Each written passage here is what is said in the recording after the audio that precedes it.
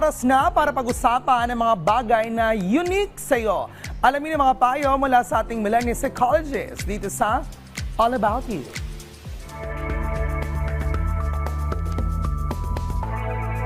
Magandang araw. Ako nga pala si Rian Portuguese, your millennial psychologist at welcome sa All About You, kung saan ito ang safe space mo at pag-uusapan natin ng tungkol sa iyo. Para sa araw na to, basahin natin yung mismong katanungan.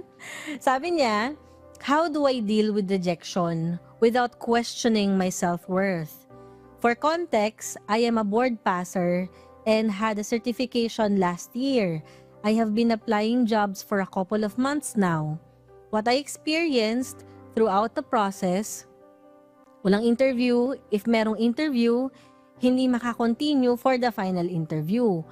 Kung pasado man, the salary offer could not pay the basic necessities.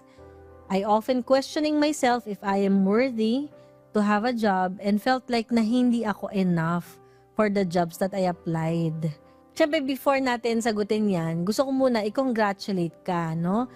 Congratulations on passing the board examination and getting certified. Hindi biro yung ganong klaseng pinagdaanan mo para mapasa yung board examination. Sana na-celebrate mo din yan, no? Kasi may mga pagkakataon kapag nakafocus tayo mag-survive, hindi natin nakikita yung mga bagay na dati hinohope lang natin, pero nakuha natin. So, ito yung mga pwede nating tips, no? Para kahit papano, hindi ka makaramdam ng pagko-question sa self-worth mo. I-consider mo yung current job market. At ma-externalize yung mga problemang ito. I-externalize meaning hindi ikaw yung issue. Tulad nun, kakaroon naman ng pagkakataon na nakakapasa ka. Hindi lang sa certification, sa board exam, pati dun sa mismong pinag-a-applyan mo.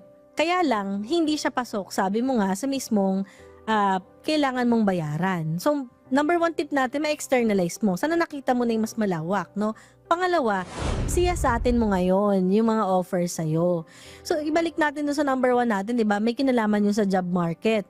So, hindi porket na mababa yung in-offer nila sa'yo, dahil yun sa nakikita nila mababa ka. Or yung worth mo kasi ganun lang. Hindi. Kung pwedeng ito ay issue ng organization. No, as an IO psychology. Yan. Para kahit paano may weight itong sasabihin ko. Issue minsan ng kumpanya yon.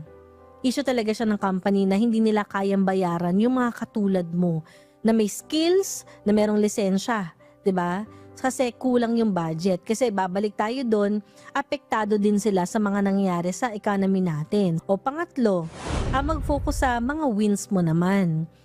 Kumpara doon sa mga nakukuha mo parati na parang hindi maganda. No? Focus ka ngayon sa mga bagay naman na nagigain mo. Sana nakatulong sa'yo para kahit papano mabawasan ng pag-question sa sarili. 'Di ba? Importante na i-practice din yung mga na-mention ko. So kung kayo ay may problema tulad ng ating anonymous na nagtanong tungkol sa kanyang self-worth, huwag niyong kalimutan na i-send yon sa email na mababasa ninyo sa baba ng screen. Muli po, this is Rian Portuguese at huwag kalimutan, maging mabuti sa ating isip.